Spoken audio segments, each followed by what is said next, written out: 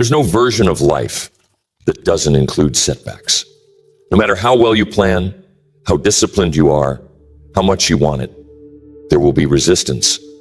There will be moments when it feels like everything you built is falling apart. When the thing you thought was certain disappears. When the people you trusted vanish. When the doors you were walking through close without warning.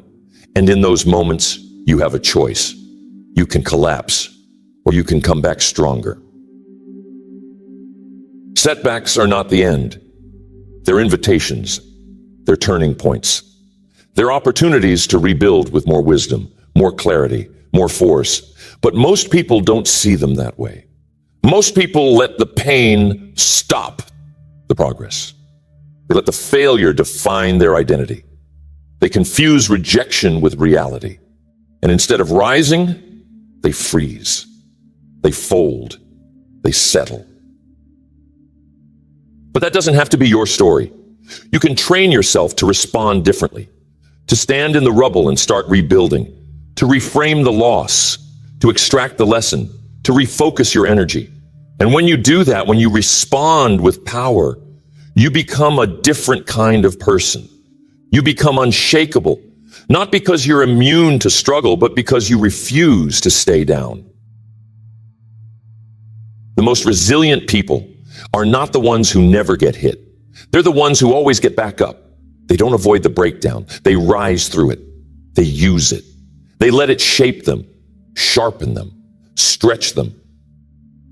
And on the other side, they're not just recovered. They're transformed. They didn't return to who they were. They became someone new. Every comeback begins with a decision to stop replaying what went wrong and start choosing what to do next. A decision to stop giving your power to the problem and start using it to rebuild. A decision to stop asking, why me? And start asking, what now? Because setbacks don't kill progress. A lack of response does. And the only thing worse than failing is staying stuck in the story about your failure. At some point, you have to stop waiting for someone to give you permission to move forward. You have to stop needing the apology, the explanation, the perfect plan. You have to choose strength. You have to choose movement. You have to choose the comeback. That decision isn't loud. It isn't flashy. It's not made in front of a crowd. It's quiet. It's internal. It happens in the dark, in the silence, in the moment, when you've had enough of being defined by defeat. And once you make it, really make it, you start moving differently. You stop carrying shame. You stop explaining. You stop performing for sympathy. You lock in. You rise. You rebuild. Comebacks don't require perfection. They require persistence. They don't require a miracle. They require consistency. The most powerful stories you've ever heard didn't begin with victory. They began with collapse, with devastation, with loss. But the hero in that story, they didn't stop there. They kept going. And because they kept going, the story changed. Your setback isn't who you are. It's just a moment, a chapter, a challenge. It doesn't get to write the ending unless you let it. You get to decide what happens next. And when you know how to take that pain, that loss, that rejection, and use it to fuel your evolution, nothing can hold you back for long. The first strategy is to face the truth without fear.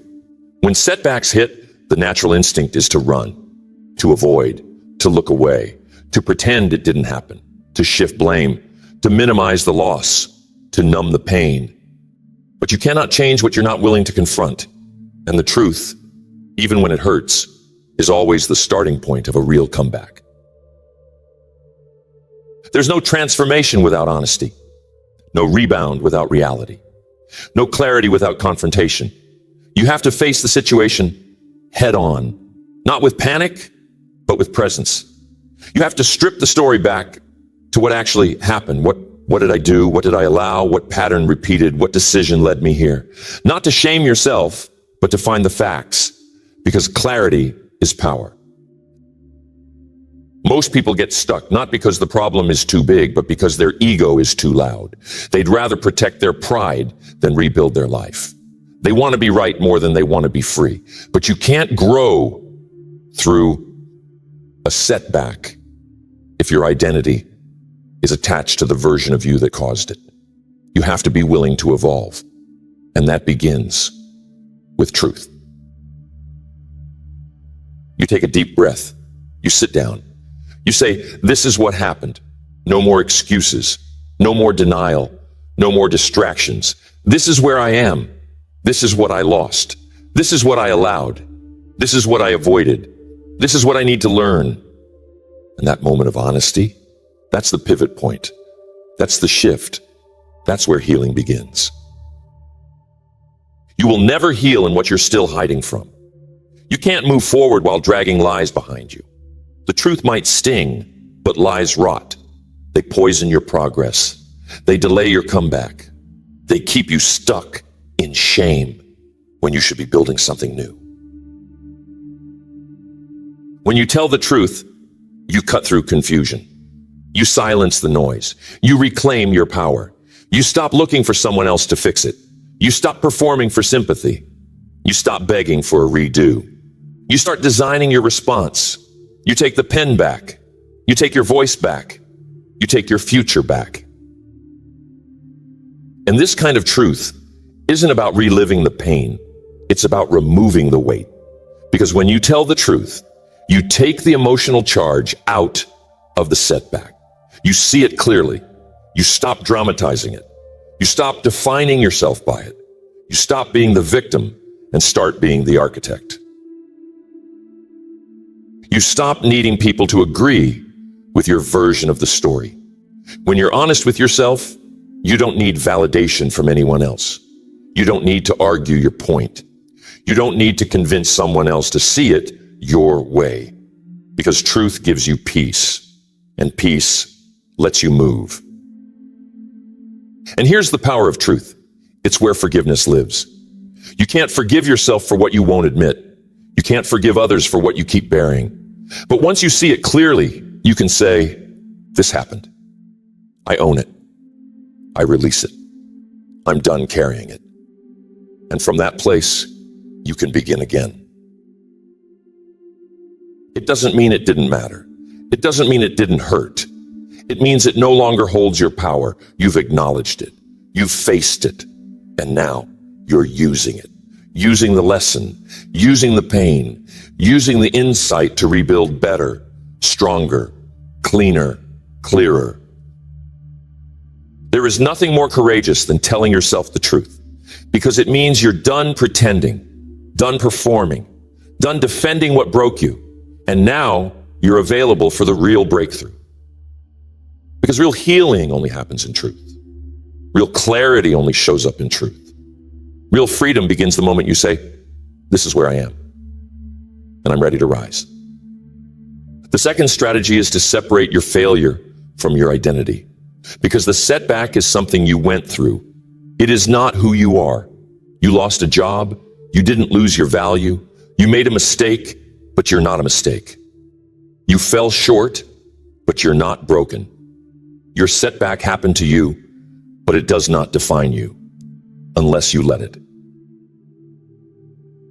Most people never come back, not because they're incapable, but because they internalize the fall. They personalize the failure. They wrap their identity around the pain and start believing, this is who I am now.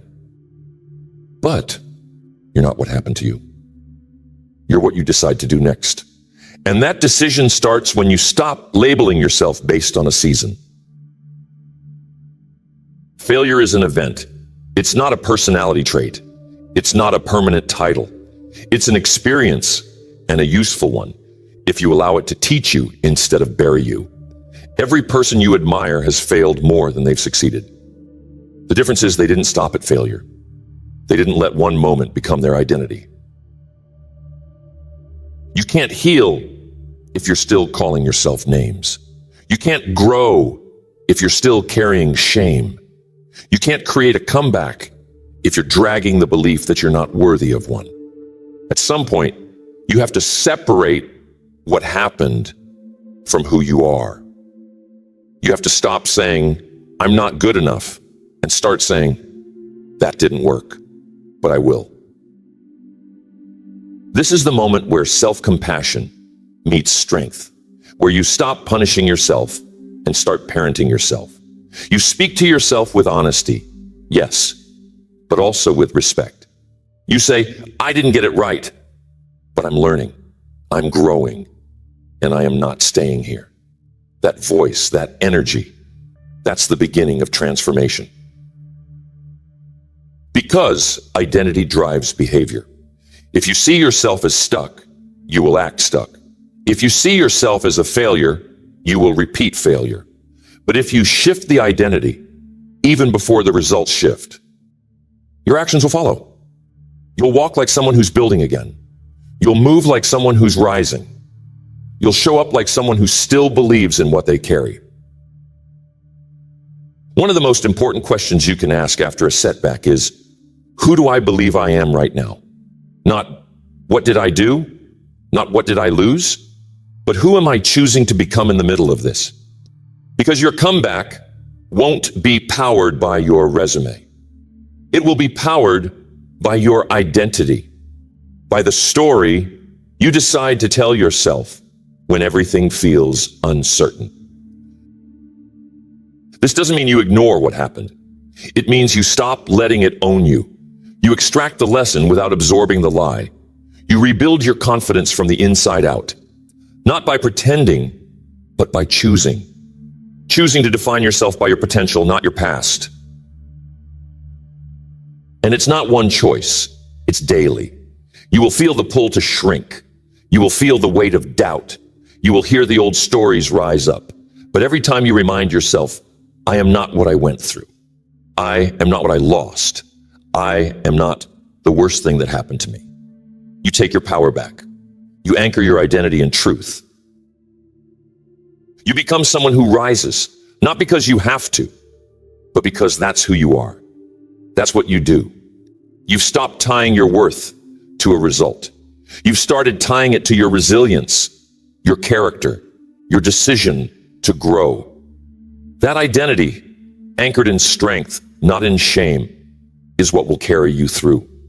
The third strategy is to reconnect with your reason. When life hits hard, when the plan falls apart, when the loss knocks the air out of your lungs, when the thing you trusted crumbles, it's easy to lose your why, to disconnect from your mission, to forget what you were fighting for. And without a reason to rise, staying down starts to make sense. You don't need more motivation. You need meaning. You need a reason deeper than the resistance, a reason bigger than the pain, a reason that speaks louder than the fear, because setbacks scream.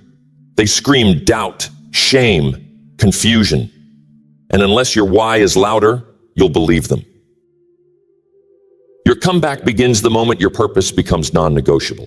When you decide, I don't care how heavy this feels, I'm not done. When you say, this season won't end me because what I'm building matters too much to quit now. That's when the energy returns. That's when the spark reignites. Not from outside inspiration, but from deep internal alignment. Most people stay stuck, not because they can't move, but because they've lost sight of why it matters. They're disconnected from the deeper reason, the thing they were building for, the legacy they were protecting, the version of themselves they were becoming.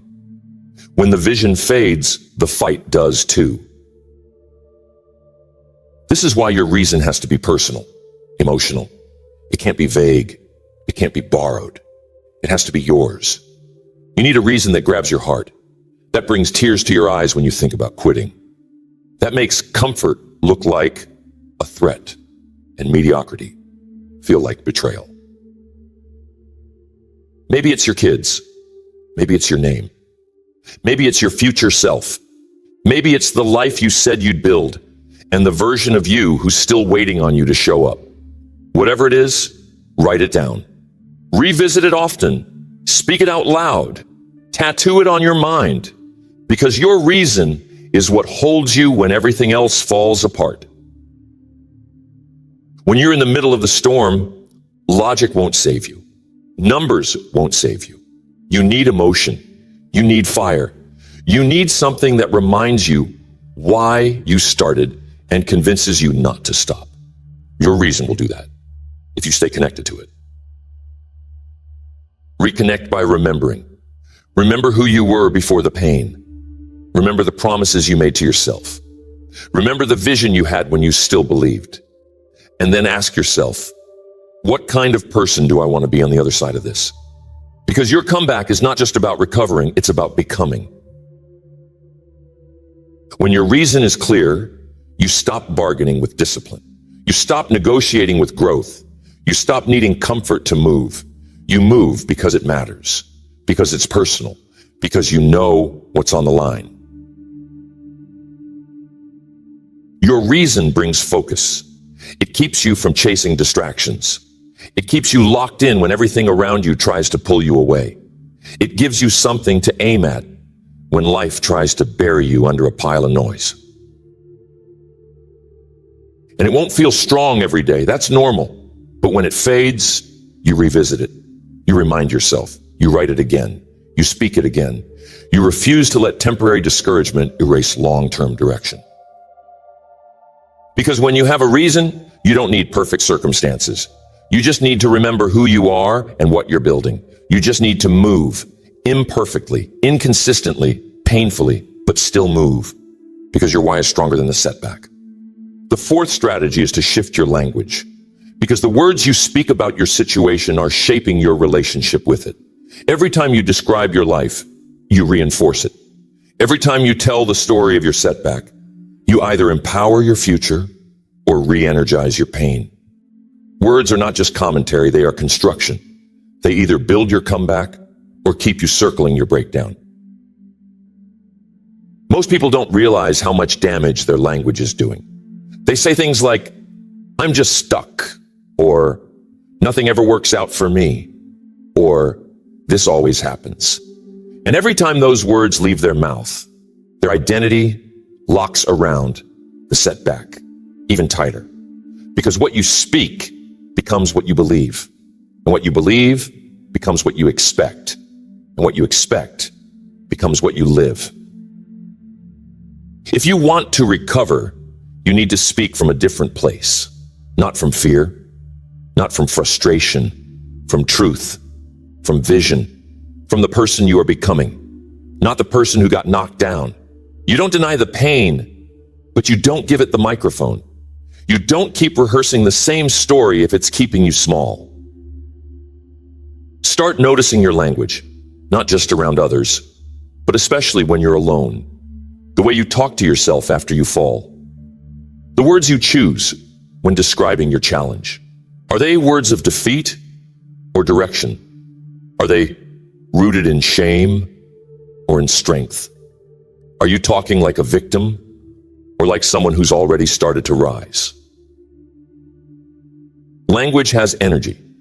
It either drags you back or pulls you forward.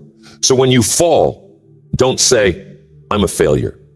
Say, that didn't work, and now I'm adjusting. Don't say, I don't know what to do. Say, I'm learning what to do. Don't say, this broke me. Say, this stretched me, and I'm coming back stronger. This isn't about lying to yourself. It's about leading yourself. It's about telling the truth in a way that builds momentum instead of shame. Shame keeps you circling. Language rooted in growth moves you. It nudges you. It gives your nervous system something new to believe. You'll feel the difference immediately. The moment you change how you speak about what happened, your body responds differently. Your energy shifts. You breathe a little deeper. You move with a little more intention because you're no longer reinforcing the narrative that you're helpless. You're rewriting it. And when you get consistent with it, when you stop speaking death over your dreams and start speaking life into your potential, you'll notice that your mind begins to look for solutions instead of threats. Your eyes begin to see possibility instead of problems. People underestimate how much power their daily words have. They think breakthrough will come from one big external event. But most breakthroughs come from the small, daily internal decisions to stop rehearsing defeat and start declaring direction. You can't always change what happened, but you can always change how you talk about it. And that shift, though simple, is strategic. It will start to rewrite the way you see yourself, the way you approach problems, the way you hold your energy in the face of adversity. You've already survived what tried to break you. Now you need to stop repeating it like it still defines you. Stop describing your life like nothing can change. Stop telling stories that keep you in the past. Start speaking like someone who is healing, like someone who is rebuilding, like someone who knows they're not done yet. The fifth strategy is to rebuild momentum with small, decisive wins. When you're coming out of a setback, the biggest lie is that you have to do something big right away, that you have to fix everything overnight, that you have to come back with fireworks. But comebacks don't begin with breakthroughs. They begin with basics, small steps, clear actions, tiny wins that remind your mind, I'm moving again. When you fall, your confidence takes a hit. Your belief starts to fracture. Your identity feels shaken. And if you try to leap too far, too fast, you'll overwhelm yourself. You'll freeze. You'll talk yourself out of it. Because your nervous system can't make that jump all at once. It needs evidence. It needs movement. It needs the rhythm of small victories stacked over time. Start small. Pick something you can control today. Something you've been avoiding. Something that speaks to progress, not perfection. It might be making one phone call, writing one paragraph, taking a walk, cleaning one drawer, finishing the task you left undone. It doesn't have to be impressive. It has to be intentional. Because every time you follow through on a small win, you rebuild trust with yourself. You prove to your mind that you're no longer stuck. You remind your body what forward feels like. You reinforce the identity of someone who moves, who acts, who doesn't let resistance decide the day. Momentum isn't magic, it's momentum. Once you take one step, the next one is easier. Once you complete one task, your focus sharpens. Once you move, inertia starts working for you instead of against you. But you don't wait for it, you build it. People stay down not because they don't care, but because they overthink the comeback. They make it too complicated, too heavy, too far away. So they wait, they delay, they think, when I'm ready, I'll start. But readiness is a byproduct of action, not a prerequisite. You don't wait to feel ready. You move until you are. And when you move consistently, when you stack small wins, you start to feel the shift. You start to walk differently, speak differently, think differently. Because momentum changes your perspective. It makes what felt impossible last week feel manageable today. It makes your comeback feel real, not theoretical. Stacking small wins rewires your brain. Your mind learns through repetition. It learns through follow-through. So every time you finish what you start, your brain makes a note. I can trust myself. And that trust, that's the foundation of resilience. You don't need to prove anything to anyone else right now. You just need to start proving it to yourself, proving that you're not the setback, that you're not frozen in time, that you're capable of moving forward, even if the pace is slow. And don't confuse small with insignificant. One small decision can change the direction of an entire season. One tiny act of courage can unlock a flood of clarity. Don't underestimate what can happen when you just begin. The sixth strategy is to protect your energy like your future depends on it, because it does. When you've been knocked down, your energy is vulnerable. You're sensitive to noise, drained by overthinking, tempted to respond to everything. But if you don't learn to guard your energy in the rebuild, you'll stay stuck longer than necessary.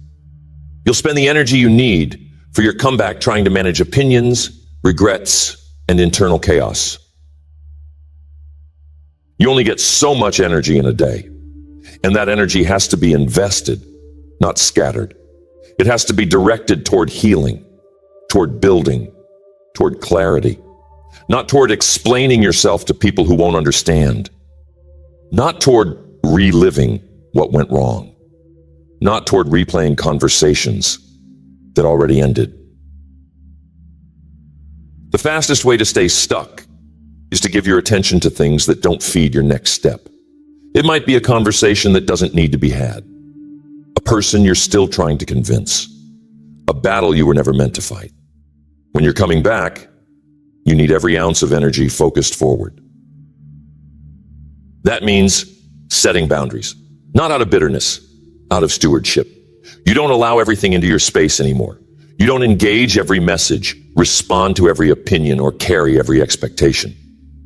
You don't have the margin. You're rebuilding, and that requires discipline. You protect your inner environment, the words you say to yourself, the thoughts you allow to repeat, the tone you use when you talk about your life.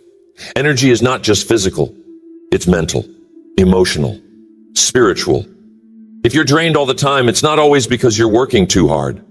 It might be because you're thinking too hard about things that don't matter. You train your energy by becoming selective. You stop living on default. You choose what enters your mind. You choose what leaves your mouth. You choose what conversations you allow, what media you consume, what stories you believe. And every time you make a decision that honors your future, your energy becomes stronger. And here's the truth. Some people won't like your new boundaries. Some people benefited from your exhaustion. They liked you when you were always available, always apologizing, always carrying the emotional weight of everyone around you. But when you start protecting your energy, some people will fall away. That's okay. Let them. Your future requires a new version of you, and not everyone will have a seat at that table. You don't owe anyone access to your peace. You don't owe anyone your burnout. You don't have to explain why you're not answering every text or attending every event. Your comeback is sacred. Your rebuild is personal. And anyone who truly loves you will honor that process. You have to protect your physical energy. Your body is the vessel that carries your comeback. If you're exhausted, undernourished, sleep-deprived, overstimulated, you won't have the capacity to move forward with strength. Take care of yourself. Rest, eat well, breathe deep, move your body. These are not luxuries, they are necessities. This is not the season to run yourself into the ground. It's the season to move with precision, to walk in your lane with focus, to cut the noise so you can hear your intuition again, to preserve your energy so you can pour it into the rebuild. And as you protect your energy, your confidence returns. Your mind clears, your direction sharpens, because now you're no longer surviving off scraps. You're no longer depleted by everything around you. You're filled, you're stable, you're ready to build something that lasts. The seventh strategy is to recommit to discipline, even when motivation is gone, especially when it's gone. Because the comeback doesn't wait for your emotions to cooperate. It doesn't care if you feel inspired. It doesn't require that you wake up excited. It just requires that you keep going with focus, with integrity, with action, no matter what you feel. Setbacks have a way of draining motivation. They make everything feel heavier, slower, less certain. And that's when the temptation creeps in to let go of the habits, to stop showing up, to let discipline slip because what's the point? But discipline is the point. Discipline is how you hold the line while you rebuild. It's how you prove to yourself that the version of you who rises again is even stronger than the version who fell. Most people wait until they feel ready to take action again. But feelings follow focus, and focus follows action. You don't sit around hoping to feel better. You move, you train, you execute. You make one clear decision and then you make the next one. That's how discipline becomes identity. Discipline is doing what needs to be done, even when it's inconvenient, especially when it's inconvenient. It's putting your comeback on the calendar. It's getting up when it's easier to stay down. It's making the call, doing the rep, writing the plan, showing up for yourself, even when no one's watching. And when you stack enough days like that, when you show up for your own future consistently enough, it becomes real.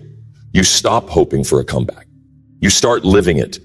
Not because everything's fixed, but because you've stopped waiting to feel perfect before you act.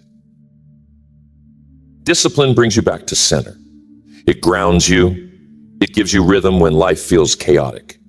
You may not be able to control the storm, but you can control your habits inside the storm. You can choose your actions. You can own your effort. You can lead yourself with clarity, even when nothing around you makes sense. This is why you keep your routines, even when the results are slow.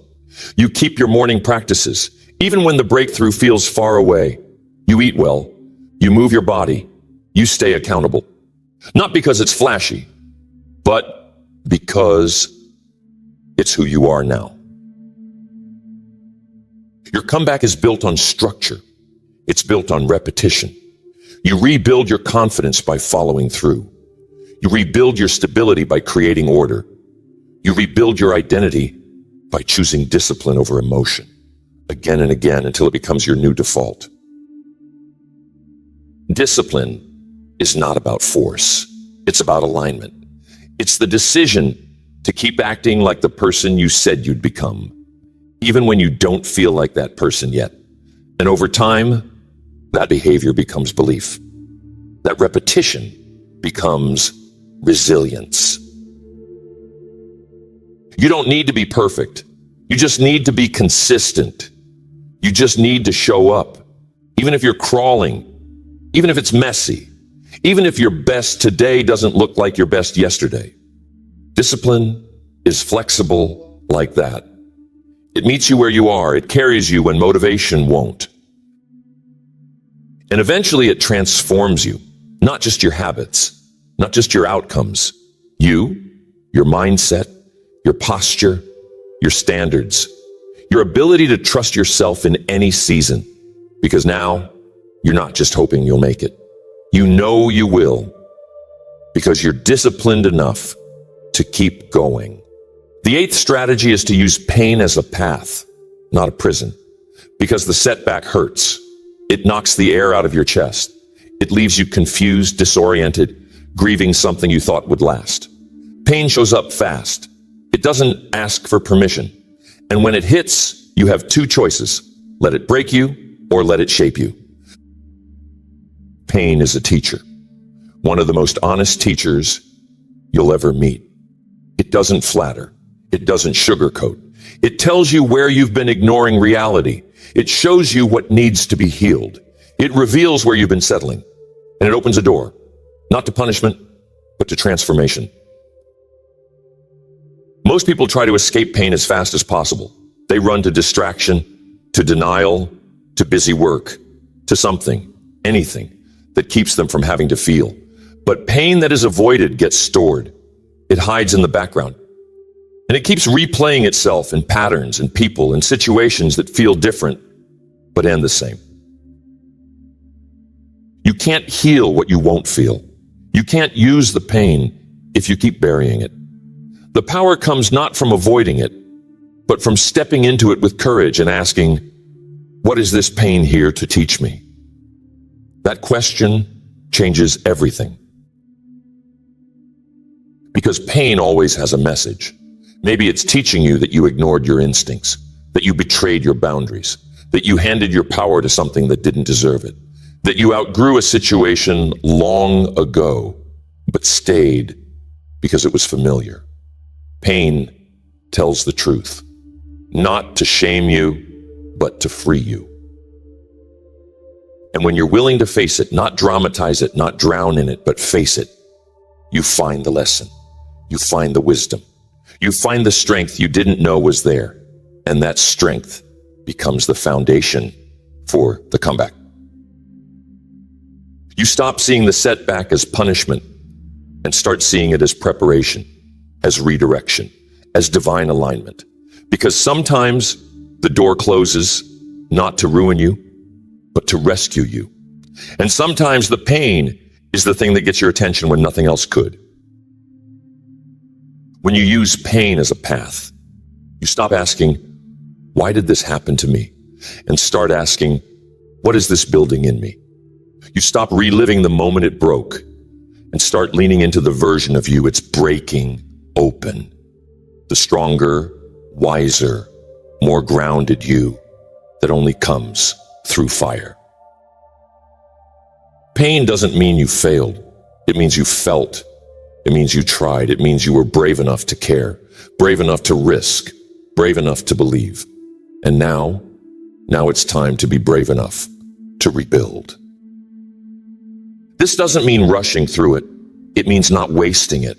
It means sitting with the ache until the lesson emerges, until the emotion softens, until the fog lifts. It means trusting that even in this, especially in this, something meaningful can be born.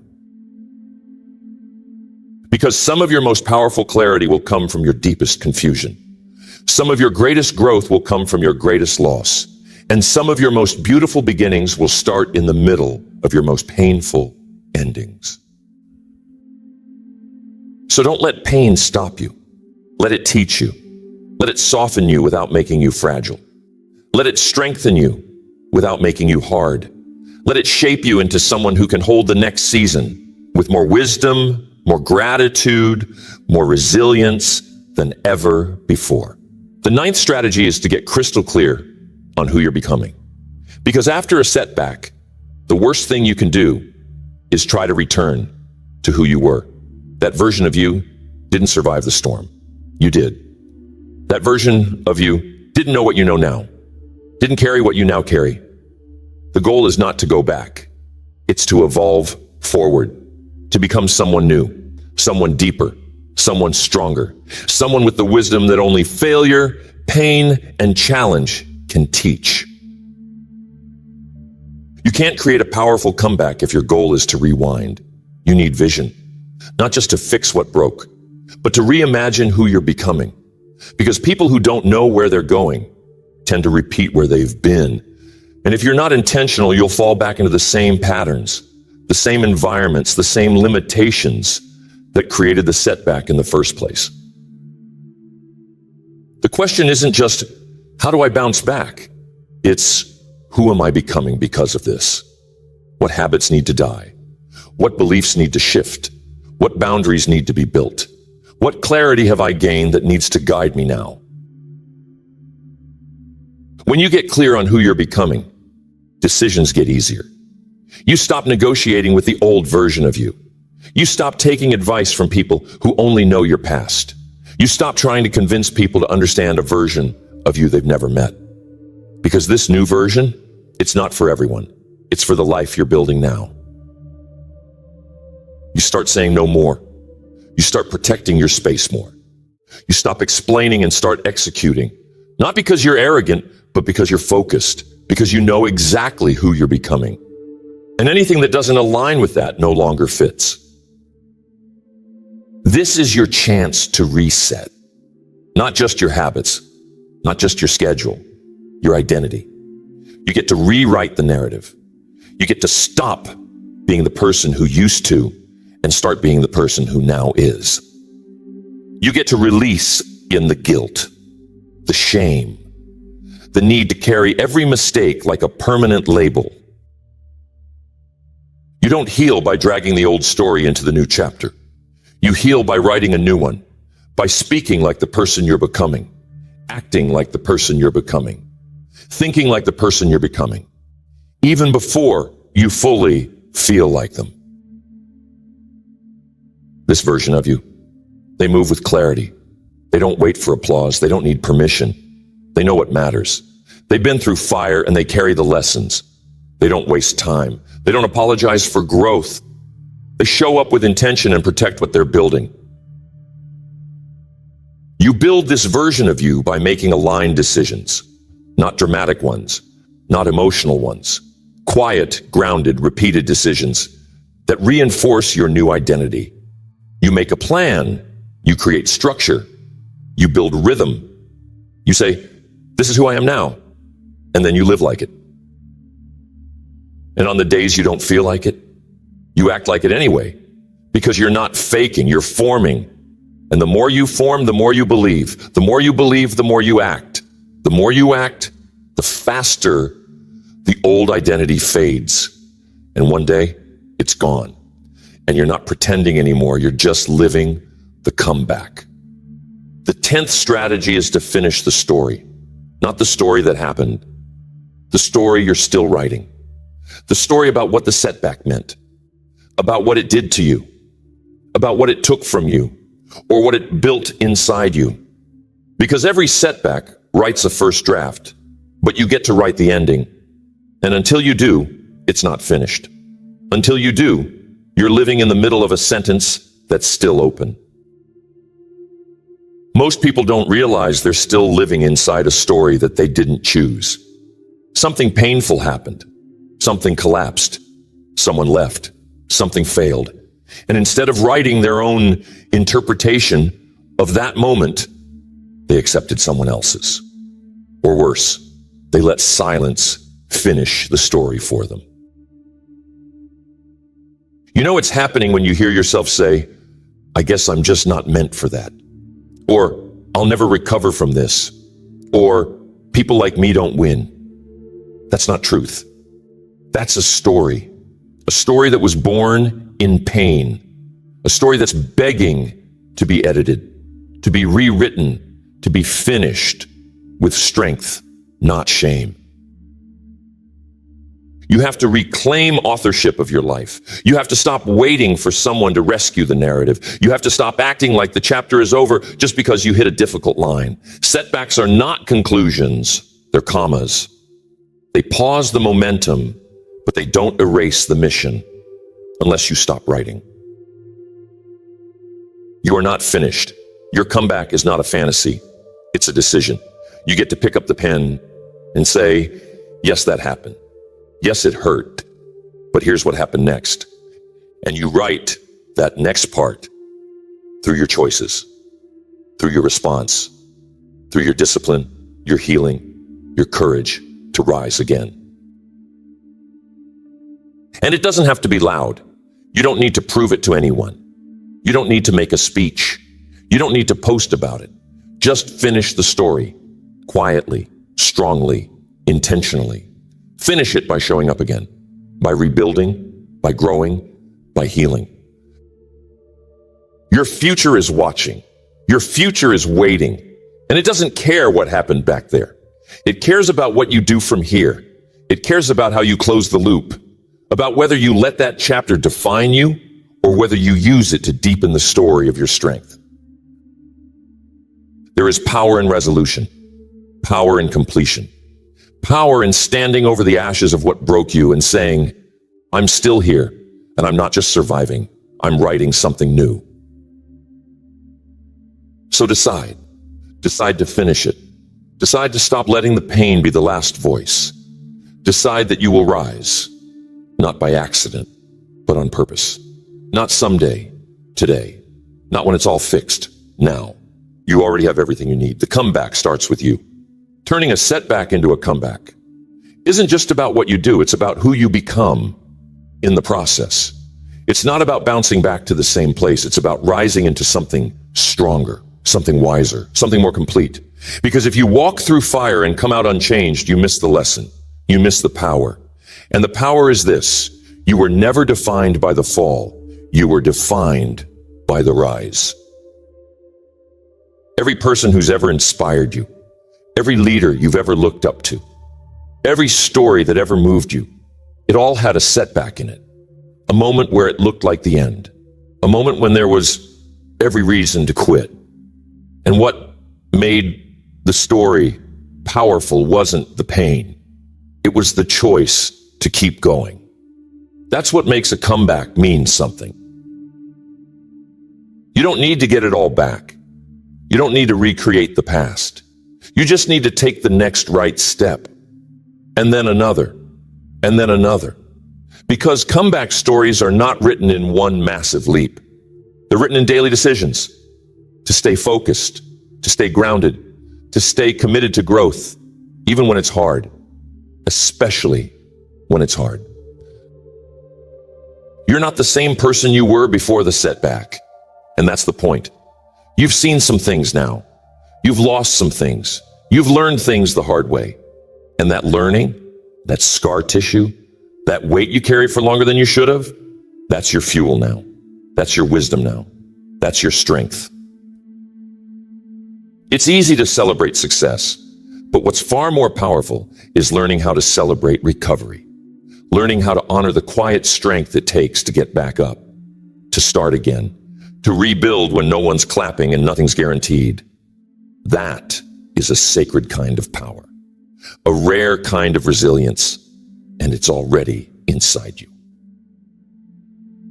So don't wait. Don't wait for perfect. Don't wait for proof. Don't wait for everything to be lined up. You already know what to do. You've already felt the pull to begin again. You've already survived what was meant to stop you. Now, it's your turn to rise. Not as a reaction, but as a declaration. This is who you are now, not just someone who got through it, someone who learned, who shifted, who grew, who leads themselves differently now, who moves with clarity now, who speaks with strength now, who doesn't need the past to approve of the future they're building. You're not broken. You're becoming. You're not behind. You're being prepared. And you're not late. You're right on time to take control of your narrative, your energy, your focus, and your future. The setback is part of the story, but it's not the whole story. And the rest, that's yours to write.